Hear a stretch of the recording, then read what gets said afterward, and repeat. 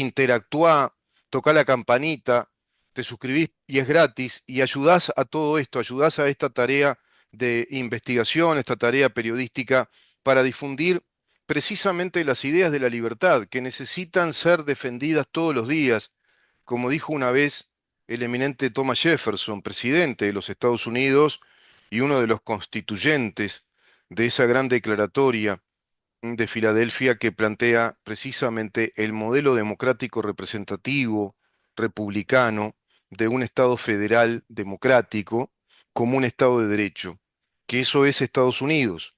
Es la primer democracia, la democracia pura, es decir, nace Estados Unidos como una democracia republicana y federal. Todo lo anterior procede de modelos o regímenes políticos anteriores. En Europa, las monarquías, por ejemplo, pero en Estados Unidos es en el primer país en el que nace un modelo político que en aquel entonces se consideraba que era un ensayo, un experimento, un modelo advenedizo, muchísimos le auguraban poca vida, y ese modelo es precisamente un Estado cobijando las libertades de los individuos, un Estado concebido como la organización política o la tecnología del poder para organizar a la sociedad de acuerdo a los derechos de las personas, de acuerdo a los derechos individuales. Eso predominó posteriormente ya en el siglo XIX. Uruguay nace como una república democrática representativa y liberal en la cual, bueno, se plantea nuestra constitución, que es la misma, con reformas, es un edicto perpetuo, diría Justino Jiménez de Aréchaga, es decir, la constitución es la misma con reformas, no tenemos otro modelo político, tendremos otra constitución el día que cambiemos el modelo político, que eso es otra cosa, como que se quiso hacer en Chile cuando se planteó el plebiscito para ir a una Asamblea Nacional Constituyente que modificara, que transformara, que hiciera una revolución institucional del modelo político chileno y el tiro le salió por la culata a Boric, el actual presidente comunista que tienen en Chile. También en Chile, a raíz de ese cambio que se quería hacer, se introdujo un plebiscito en el cual se planteaba lo mismo que acá, que en Uruguay, lo mismo que planteó el PIT-CNT, es decir, eliminar con efecto confiscatorio y retroactivo la capitalización de los ahorros de millones y millones de chilenos, también bajo un régimen que tiene décadas funcionando en Chile, un régimen venturoso de capitalización de ahorros, de formación de capital en la República Chilena. Se dan cuenta que es el mismo proyecto del Foro de San Pablo, plantean los mismos temas. Ese mismo tema, el de la confiscación con efecto retroactivo de la capitalización de ahorros o las rentas de pensión, también se le llaman, es lo que provocó un decreto de Gustavo Petro que sacó una parte de ese sistema, confiscándolo por decreto presidencial. Lo mismo hizo Cristina Fernández de Kirchner mediante ley, a través de una ley, también estableció un régimen legal confiscatorio con efecto retroactivo a quienes estaban capitalizando ahorros en Argentina. Es el mismo proceso político. El Frente Amplio vendrá ahora con un modelo económico, bueno, de presión fiscal, de más y más carga fiscal, más impuestos. No sé si podrán establecer un ministerio nuevo. ¿Por qué digo no sé? Porque todo ello requiere mayorías calificadas, mayorías especiales. Y nosotros no tenemos idea de cómo se va a comportar este gobierno cuando sea oposición. No tenemos idea del talante de oposición que tendremos en un parlamento que está efectivamente dividido, que necesita acuerdos. El gobierno del Frente Amplio va a ser un gobierno que necesita acuerdos, no puede ser, no es un gobierno que va, digamos, a trazar una línea política unilateralmente, como sí lo pudo hacer este gobierno con mayorías absolutas. Este gobierno sí pudo instalar una línea unilateral fuerte, importante, estableciendo la batalla cultural y no lo hizo. No aprovechó la Ferrari nueva que le regalaron, como dije yo, en las elecciones anteriores y eso lo debilitó muchísimo. Se manifestó como un gobierno de débil autoridad, que no activó dispositivos de autoridad, inclusive constitucionales, y no salió de acuerdo a esas disposiciones constitucionales y a las reformas importantes que requería el Estado uruguayo, ya desde la perspectiva de una batalla cultural entre el modelo liberal democrático representativo con el modelo totalitario marxista, hoy por hoy en una instancia de un marxismo institucional legalista, a través de un proceso cultural revolucionario que sigue avanzando, no instaló ese debate, no instaló esa batalla, no instaló esa pugna política, por lo tanto no concientizó a la población y por ende queda claro que no vinieron con esa voluntad política. Esa voluntad política podrá nacer de buenas a primeras como por un acto de magia. Bueno, es difícil. No está instalado en el sistema político uruguayo esa voluntad política, esa determinación de un propósito político de la reconstrucción del Estado de Derecho y de nuestra democracia representativa como lo manda la Constitución de la República.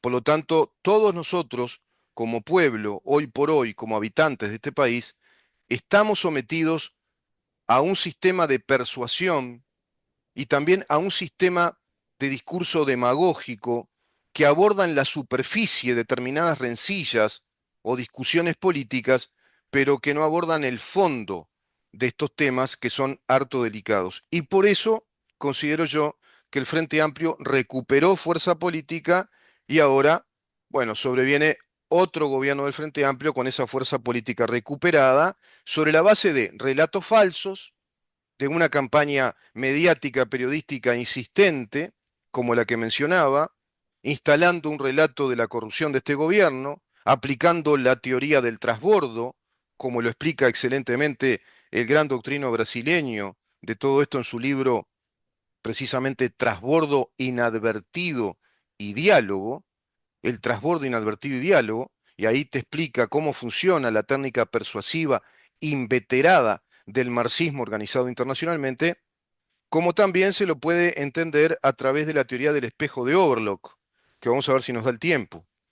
Declaración conjunta de relatores de libertad de expresión en el año 2013. Te sigo leyendo y compartiendo esta nota de libertas.uy. Te repito, libertas.uy. Ingresá y te vas a encontrar con esta nota extensa, analítica, pero también formula una crónica histórica de todas las declaraciones institucionales a nivel internacional y también de nuestra legislación que protegen la libertad de prensa. Los estados no deben abusar de los recursos públicos. ¡Ja! Mirá cómo está Uruguay. Incluyendo la publicidad oficial, con el propósito de recompensar o castigar a medios de comunicación. Mirá cómo está Uruguay en esto. La asignación debe ser transparente, no discriminatoria y basada en criterios claros establecidos en la ley. Mirá cómo está Uruguay en esto. Declaración conjunta de los relatores de libertad de expresión, en este caso la ONU, la OEA, la Comisión Americana de Derechos Humanos, Pacto Internacional de Derechos Civiles y Políticos, artículo 19. Nadie podrá ser molestado a causa de sus opiniones. Nadie podrá. Eso puede pasar de pronto de que te empiezan a llamar de fiscalías porque te denuncian porque dijiste tal cosa, porque dijiste tal otra, porque eso no obedece a la verdad.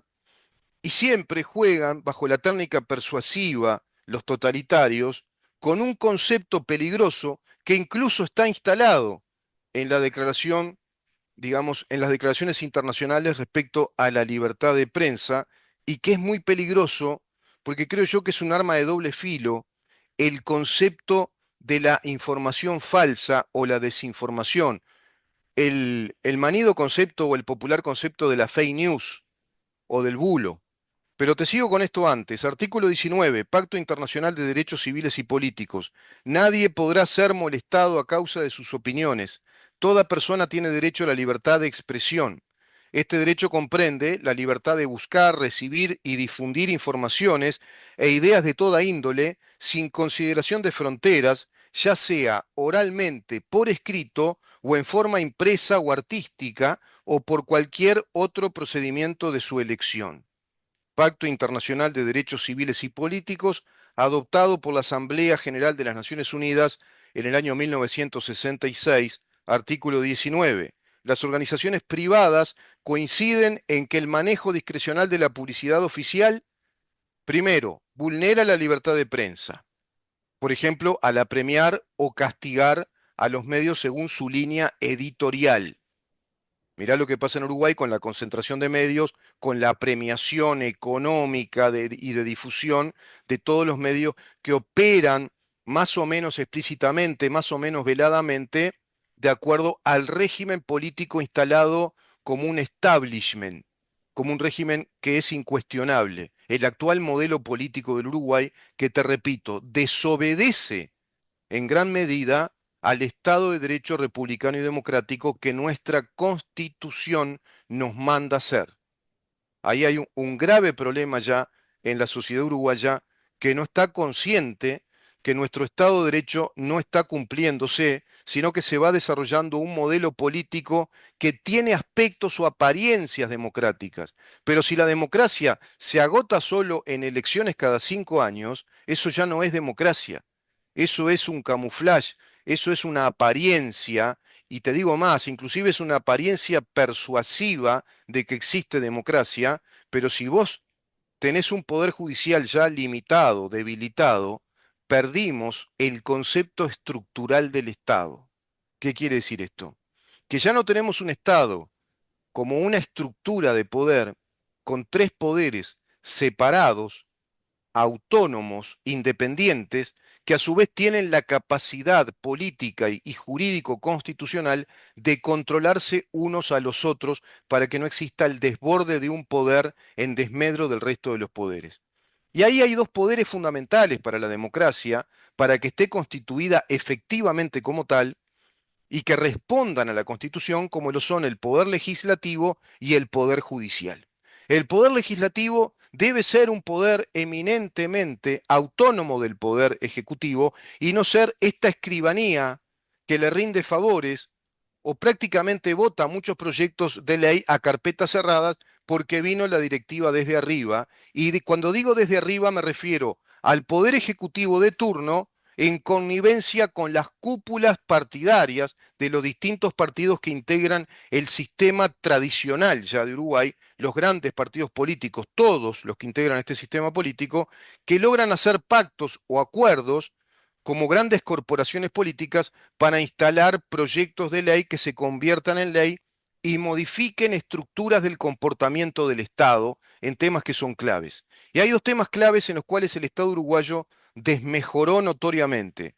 Uno, el poder legislativo, que ha dejado de legislar Estado de Derecho para legislar un modelo político, y el otro es el poder judicial, que ha sido prácticamente sometido a ser un poder testimonial en materia penal y en materia de otros argumentos jurídicos que son contra la Constitución, como por ejemplo las teorías del género y todo ese elenco de leyes y derechos que protegen derechos de género e instalan una justicia también penal, que tiene una vertiente penal respecto a los delitos que violen esos derechos de género. Pero este sistema de fiscalías, Fiscalía General de la Nación, con el Código del Procedimiento Penal, que establece un modelo fiscalista, concentrador de la actividad de la investigación penal y de la acusación a través de fiscales, desplazando a los jueces de la investigación inicial, de la toma de declaraciones iniciales cuando ocurre una denuncia penal, desplazando al Poder Judicial de esa tarea eminentemente judicial, tenemos entonces ahí un debilitamiento muy grande del Poder Judicial y por ende un Estado que no nos puede brindar las defensas correspondientes, la legítima defensa, no nos puede brindar esas garantías constitucionales a nuestros derechos, porque es un Estado que ha sido debilitado y no se puede defender a sí mismo. El Estado de Derecho fue eliminado a través de un golpe de Estado técnico con esas dos leyes, la ley que derogó el Código del Proceso Penal anterior, con este nuevo código llamado Código del Procedimiento Penal, porque tiene una, digamos, importante dosis administrativa más que judicial, de ahí que hablen de procedimiento más que de proceso, el proceso remite a juicio, a estar sometido a un juicio dentro del Poder Judicial y a través de jueces. Ahora todo denunciado queda sometido a un fiscal, a los dictámenes fiscales, a la arbitrariedad fiscal de esas investigaciones. La policía está sometida a las investigaciones fiscales y a las determinaciones fiscales respecto a las investigaciones policiales de un caso, y todo ese asunto penal denunciado queda sometido a la acusación o absolución de ese fiscal que remitirá esa acusación, inclusive estableciendo medidas, por ejemplo, cautelares, como una prisión preventiva, una prisión domiciliaria, etcétera, recién se la remite a un juez llamado juez de homologación o de conocimiento, que simplemente es como un escribano que firma la sentencia para darle ese ropaje de sentencia judicial, toda ella elaborada, tramitada y resuelta por el fiscal.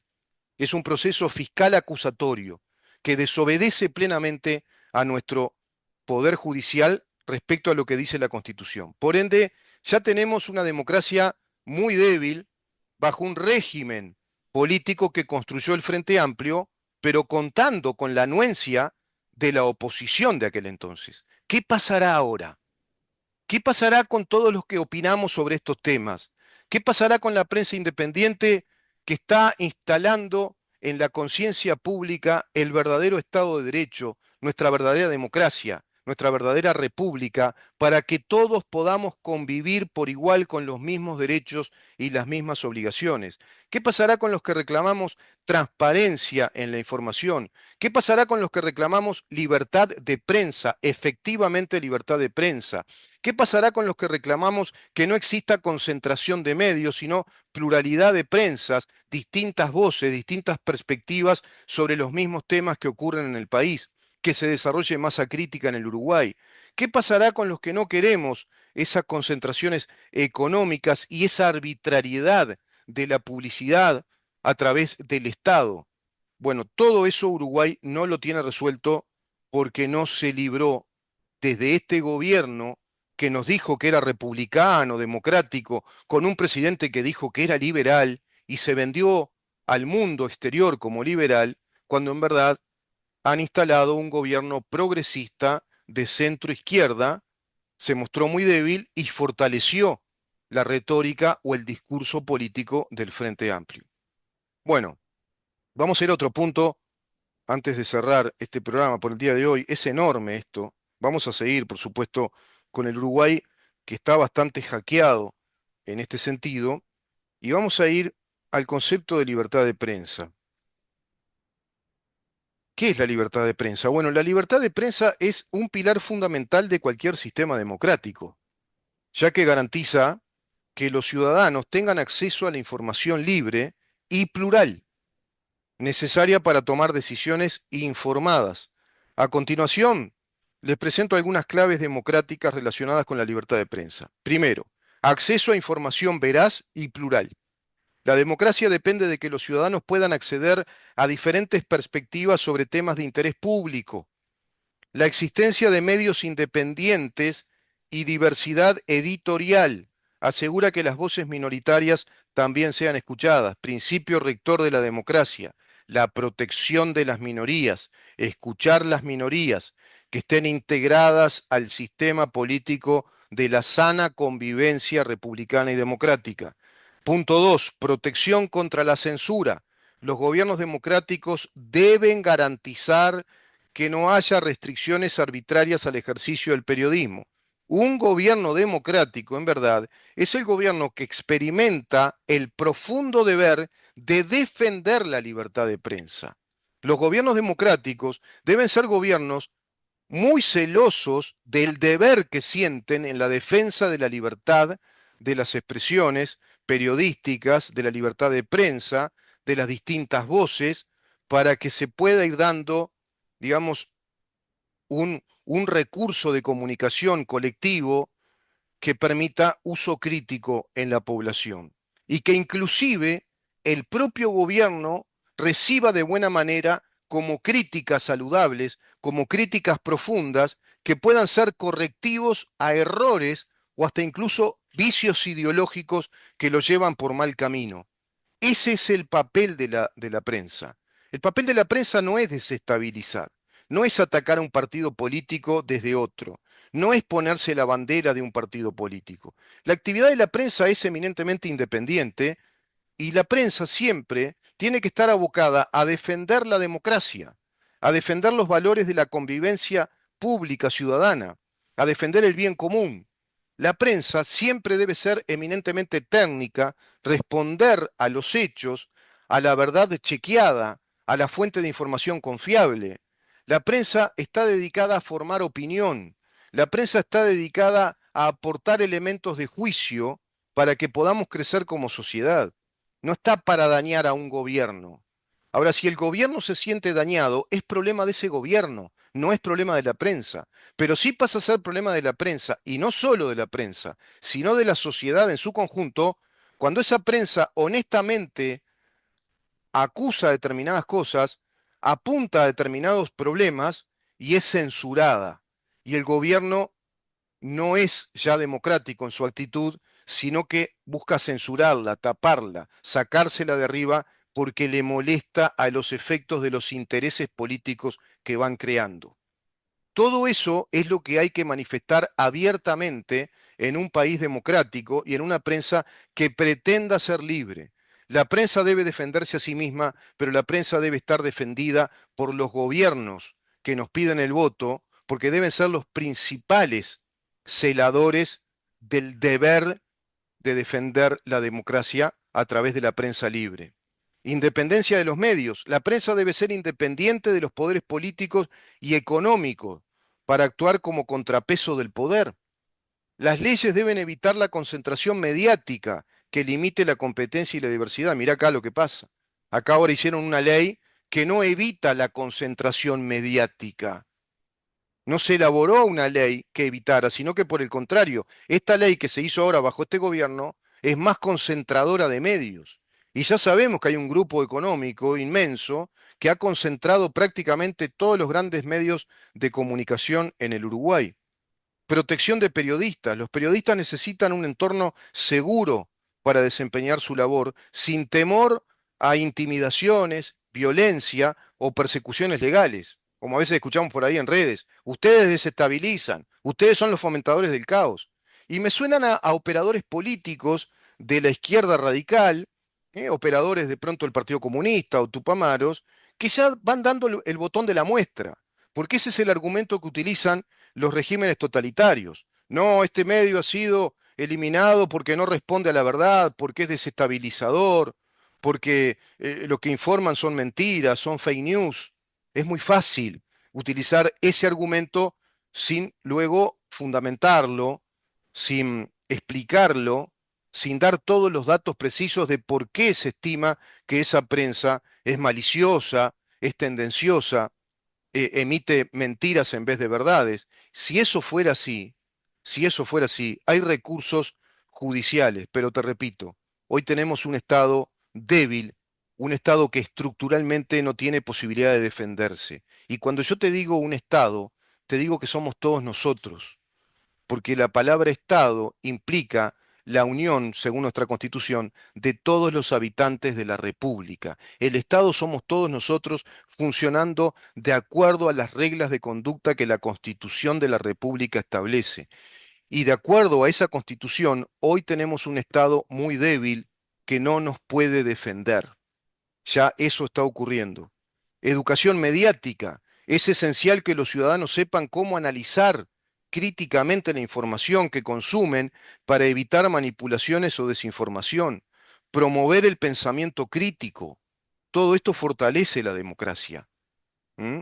Es esencial que los ciudadanos sepan cómo analizar críticamente. Tener programas que te expliquen de qué se trata cuando hablas de semiótica, cuáles son las técnicas discursivas, qué es un discurso, qué tipologías de discursos hay, qué naturalezas discursivas hay, qué significa la retórica, la historia de la política, cómo se han desarrollado modelos totalitarios a través de las técnicas de la persuasión y de la propaganda, las técnicas del marketing. Todo eso tiene que darlo la prensa, tiene que analizarlo, tiene que darse mesas de especialistas que a la gente le expliquen, le enseñen. La prensa está para enseñar. Por eso se habla de la libertad de prensa, porque la prensa es ese cuarto poder que te informa, te aporta elementos de juicio, te aporta pensamiento crítico para desarrollar tu propio pensamiento. De ahí la libertad de pensamiento. Artículo 7. Todo habitante de la República tiene derecho a ser protegido en el goce de su vida, honor, libertad, seguridad, trabajo y propiedad. Todos esos derechos son fundamentales porque fundamentan la razón de ser de nuestro Estado de Derecho llamado República Oriental del Uruguay. Luchar contra la desinformación. Las democracias deben combatir la difusión de noticias falsas. Y acá está lo que yo te decía, el punto neurálgico de un arma de doble filo que utilizan muchísimo con la técnica del trasbordo o la propaganda política, disfrazándola de celo democrático cuando hablamos de regímenes totalitarios. Las democracias deben combatir la difusión de noticias falsas sin comprometer la libertad de expresión. Qué fácil es para un régimen totalitario decir censuramos este medio, este otro, porque emite noticias falsas, y al emitir noticias falsas es desestabilizador, fomenta el caos, es peligroso. Y por ese lado, ahí está la beta que yo veo que utilizan los regímenes totalitarios y comienza la censura de la prensa, como pasó en Venezuela. Comienzan a censurar medios. Y ahí está el premio y castigo. Aquellos medios que no estén de acuerdo con el régimen, que comienza siendo un disfraz democrático, luego pasa a ser autoritario, más evidentemente autoritario, hasta que logra un estado de autarquía, es decir, se gobierna a sí mismo, ya no concede a nadie razones y termina siendo un régimen totalitario que premia y castiga a los medios. Es decir, los medios que estén a favor del régimen van a ser premiados económicamente en sus derechos a tener difusión, y los medios críticos de ese gobierno van a pasar a ser censurados por todas las vías, fundamentalmente la económica, y a raíz de esa vía, ya directamente la vía de aire, de no tener difusión. Y entonces se debilita notoriamente la democracia ya hacia un punto sin retorno, porque tienen el camino libre para trazar todo el modelo político que van legitimando desde el Estado totalitario.